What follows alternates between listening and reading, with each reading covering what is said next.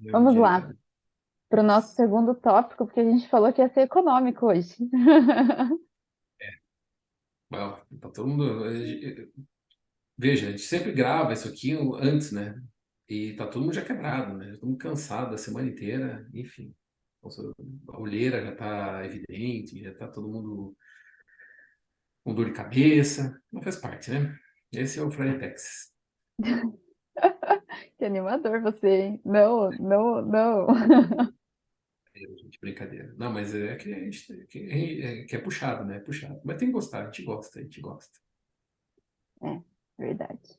Vamos lá para o nosso segundo tópico. Esse aqui, sinceramente, eu fiquei assim, pensando, refletindo, mas tudo bem.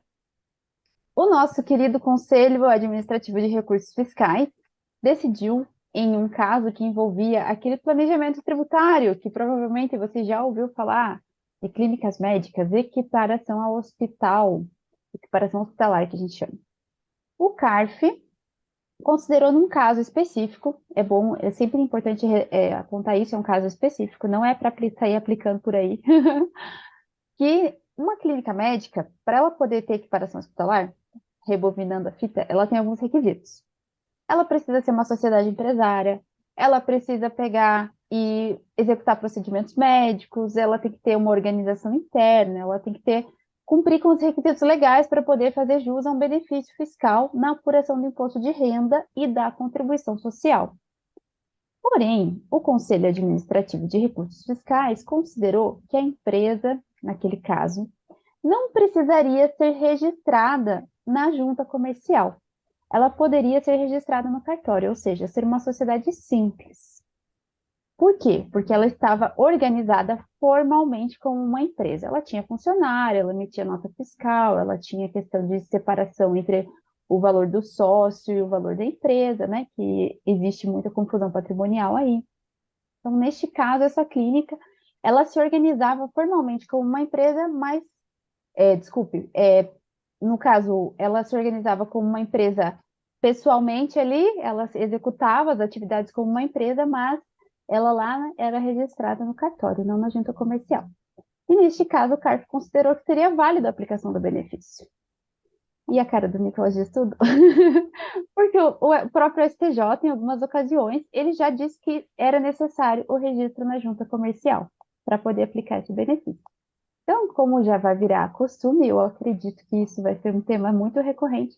A gente sempre tem contradições em jurisprudências. A gente às vezes tem uma jurisprudência no judiciário que teoricamente ela é benéfica para o contribuinte, porque ela aplica a legislação em si. E daí vem o CARF e faz lá uma interpretação ampliada da situação, dizendo que não precisava do registro na junta, bastava demonstrar que era uma sociedade empresária. Eu trouxe essa notícia mais para demonstrar como a gente precisa ter cuidado nos casos que a gente cuida. Porque às vezes você vê uma notícia dessa e fala assim: ah, então eu tenho uma clínica que é registrada lá no cartório, eu não preciso então cumprir com o requisito de ser uma sociedade empresária formalmente. E acaba aplicando um incentivo fiscal, no caso, não é nenhum incentivo, mas uma alíquota mais benéfica para a clínica, sem olhar se realmente aquilo se aplica para ela. Fale, Nicolas. Não, Mas eu estou pensando aqui, porque você está dando essa notícia, a gente sabe, tem um cliente aqui que na sexta-feira mesmo já vai me ligar. Como assim? Eu sei que tem um monte lá, né? E só para vocês entenderem, né, que a Bruna falou ali, para quem não está muito habituado com essas questões de direito societário, né? Você tem lá sociedade empresária, sociedade simples. Pelas regras, né? Pelo menos até quando eu estudava, né? Estudei isso a gente continua vendo essas coisas diariamente. Sociedade empresária registrada onde? Em junta comercial. Sociedade simples não é na junta comercial, é em cartório. Certo? Isso que define uma sociedade empresária e uma sociedade simples. Porque a empresária tem que ter aquele tchan empresarial, né? Mesmo. Diferente de uma sociedade simples que não tem funcionários e tudo mais que seria caracterizado como empresa. Aí vem o CARF e fala que não. você pode ser simples, mas se você tiver aquele tchan empresarial, então tá tudo certo, né? Você também entra na brincadeira. Aí é lógico que alguém vai escutar isso e falar, "Pô, eu quero também, né? Então, pô, já vai ligar pro contador e falar, você já tem que botar nessa história aí, porque essa situação de clínicas médicas tem uma diferença grande, né? Em relação à questão tributária, né? Por cinquenta por exemplo, cento é no presumido, né? É no presumido isso. Então, imagine que você tem uma base no presumido de 32% da receita, se você é sociedade simples. Se você é considerado empresário, isso antes dessa decisão do CARF, né? Já vem para 8 e 12. 8%. O que era 32 vem para 8, e o que era 32 vem para 12 no caso da contribuição social sobre o lucro líquido. Então, é uma redução drástica na hora de você pagar teu tributo, certo? Com certeza, o cara escuta uma notícia dessa, amanhã vai querer que o contador já no próximo mês já reduza lá. Não é assim. É assim. Não recomendamos, porque, primeiro, é o CARF, que é a última instância administrativa da Receita Federal, ok? Só que o Judiciário tem regimento diferente. Né? O Judiciário tem. E assim, mas o CARF não tem que julgar de acordo com o procedimento, mas isso aí não é repetitivo, né? Me Não, corrija, né? É repetitivo. O que é isso? Não é algo que já está, que ficou pacificado já no tribunal ali, ok, tem que valer para todo mundo. Não é o caso, tá? Falando grosseiramente aqui, me perdoe os juristas aí, tá? Mas tá aí, né? Tá aí, e isso aí quebra a gente, né? Que a gente vai lá e fala uma coisa pro cliente e vem, né? Pô, vai sair como mentiroso ainda. Mas tudo bem, né? é. A questão também é que uma decisão, a decisão do CARF, né, é de uma turma ali, não é uma coisa, assim, pode ser que mude os conselheiros e mude esse entendimento, assim como isso acontece no judiciário. Então, para fins legais, o que que diz a lei? Precisa ser uma sociedade empresária registrado lá na junta comercial. Então, eu sou uma sociedade simples, quero arriscar? É um risco e pode ser, provavelmente vai ser autuado pela Receita Federal e pode ser que chegue lá no CARF e o entendimento seja outro. Então, por isso que a gente sempre alerta. Para fazer esse planejamento tributário, tem que ter um cuidado, além de ser uma sociedade empresária, tem vários outros requisitos e é uma decisão, não é um entendimento unânime, né? É uma decisão e tem que tomar cuidado nesse sentido. Para aplicar, tem que ter ali muito, muito respaldo, né? Não é assim tão fácil. Resumindo, entre em contato com a gente. Melhor. Cada caso é um caso. Exatamente. Se ficar com alguma dúvida, a gente esclarece. Vamos lá. Agora tem uma notícia. Esse tópico é bem legal. O Nicolas falou assim: nossa, a gente vai falar disso de novo. Mas eu acho bem interessante. Porque insumos é uma coisa assim que. Nossa, volta e meia aparece uma pergunta. Isso aqui é um insumo? Eu posso considerar isso aqui um insumo? Será que isso aqui é um insumo para fins de crédito de PIS e de COFINS? E quando o insumo é o insumo do insumo do insumo? Nesse caso, como que a gente faz? Até, o que que eu posso considerar um insumo, Nicolas? O que que você Parece acha? piada, né? Não, parece piada, né? Parece piada, mas tem mais essa discussão ainda, do insumo do insumo. Você vê onde que as coisas vão, né? Vão longe, o insumo do insumo do insumo. É que assim, insumo, para mim, é tudo, quer dizer, para mim não, né? O que está na legislação, né? O STJ, em 2018, pacificou o entendimento que é basicamente tudo que for essencial à empresa, mas também não é tudo. Depende, né? É casuístico. Cada caso é um caso. Por exemplo, você pode ser uma indústria alimentícia, e isso teve, né? Inclusive teve caso lá. Uma indústria alimentícia tomava crédito de material de limpeza, foi autuada, depois conseguiu reverter. Por quê? Porque pela característica da atividade, ela tem que ter um ambiente limpo e higienizado. Então, sem ter essas características, provavelmente não vai poder produzir, fecha a empresa, acabou. Então é essencial. Agora, uma empresa que fabrica sofá, toma crédito de material de limpeza, provavelmente não vai conseguir falar que aquilo é específico, Insumo. é essencial, né? E para atividade. Então, por esse motivo, cada caso é um caso, certo? Mas existem situações aí mais a fundo ainda, né? Tá, eu tenho um insumo que é essencial.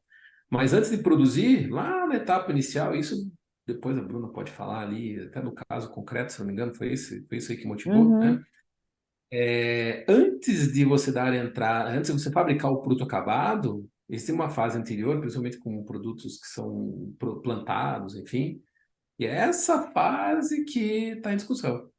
Porque a Receita tem os entendimentos que não, tem que estar ligado diretamente com o produto que você vai produzir, produto acabado. Não ligado com o insumo relacionado com o produto acabado.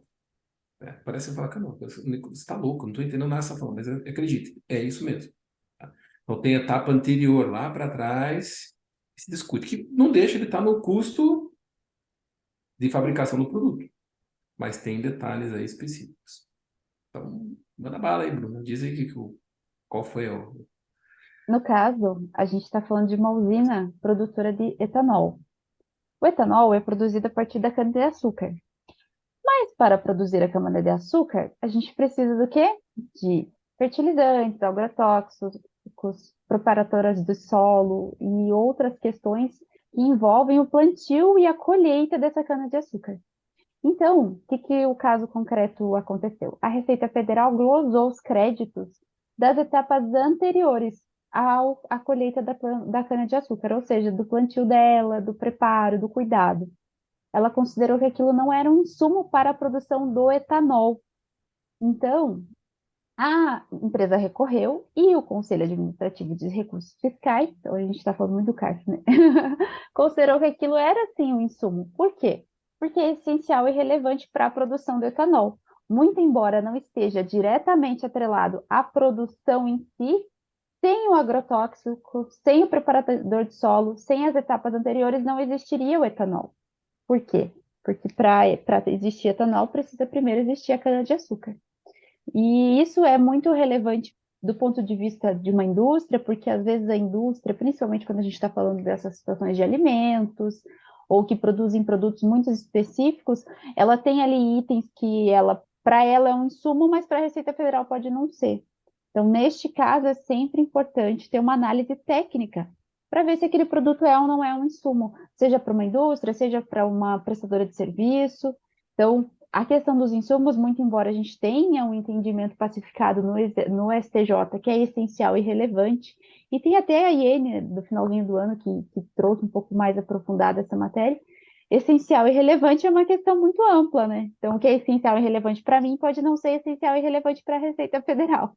Então, o que a gente tem que sempre ter? Uma análise tanto da jurisprudência, do Conselho Administrativo, quanto do Judiciário, e também uma questão técnica daquele produto, qual que é o papel daquele produto na produção do bem ou do serviço. Então, insumos é uma coisa assim bem, às vezes a gente pensa, poxa, eu vou falar de novo de insumos, mas nesse caso do etanol, para nós é nítido que é um insumo, mas para a Receita não era, né? Então, muito embora às vezes o tema seja fácil ali, né? Que nem o Nicolas falou para mim, insumo de novo, mas é uma questão que está aí no nosso dia a dia. Que a gente fala de insumo o dia inteiro. Todos os dias tem uma pergunta de insumos. Então, essa do etanol eu sinceramente achei bem interessante, porque pense o custo de um preparador de solo, de agrotóxico, ainda mais agora, né? Falando de agrotóxico, a gente tem contato com esses os fertilizantes agrotóxicos, opa, o custo disso todo dia. Então, imagine o impacto que gera numa indústria se isso não for um insumo. Então, aí desse caso, o que a gente sempre indica, né? É bom fazer um levantamento, um estudo, um parecer bem fundamentado, analisando caso a caso, insumo por insumo, certo? Que isso é legal, para saber o que realmente dá direito de crédito, que tem até uma tabelinha, né, daquilo que é verdinho, né, amarelo e vermelho. Né? O que isso Rating de risco. significa? Quanto que eu estou correndo de risco enquadrando isso como insumo e tomando crédito? É importante fazer isso. Até porque daí você pode querer dar uma pedalada e matar no peito e falar, não, depois eu sustento, enfim, a Receita pode entender diferente, tem que discutir. Então, não tem. Infelizmente, isso me perguntam muito, tá? Me perguntam muito, muito mesmo, todo dia. E pior que é todo dia mesmo. Eu posso tomar crédito de PIS e COFINS disso?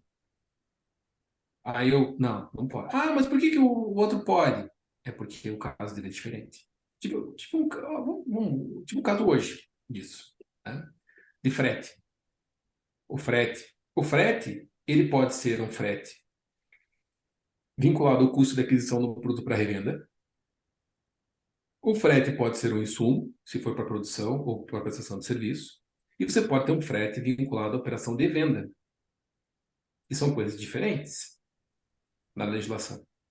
Então, o frete, de fato, quando você compra um produto para revenda, e você é o tomador do frete, você que vai pagar, o frete, o adquirente, o frete entra no custo de aquisição da mercadoria. Mas se você estiver tratando de um produto que é monofásico, que a gente estava falando, que não dá direito de crédito para quem vai revender, será que eu posso tomar o crédito do frete? Não. Agora, uma empresa que está comprando um produto normal e tem o frete no custo de aquisição, eu posso tomar o crédito? Sim. E ainda depende de como que eu vou tratar a mercadoria depois. Então, tudo depende. Quando eu falo, às vezes eu pergunto, às vezes alguém me pergunta, eu falo, depende. Então, eu preciso saber isso, isso, isso e isso, para a gente chegar a um ponto. PIS e COFINS, já teve pergunta assim para mim, você pode relacionar para mim todos os casos que eu posso tomar de crédito de PIS e COFINS como insumo? Como é que eu vou responder isso? Não tem como. Diretamente assim, não. A gente tem que analisar o caso, cada um dos casos, mapear isso, falar, isso aqui tem precedente, aqui não tem, aqui dá para discutir, aqui não dá. Enfim. Não é fácil. Não é o que eu sempre falo, né? Não, cuidado com quem promete solução fácil para problema complexo, né? René Descartes já dizia isso, né, lá Uhum. atrás. Então, cuidado que a parte tributária é isso, tá? A parte tributária é todo dia isso aí. Então, Não pica, tem pica, né? resposta pronta. Infelizmente não tem, né? Ai, ai. Mais uma coisa nesse ponto, Denise? Próximo? O próximo, Não, então. insumos é isso.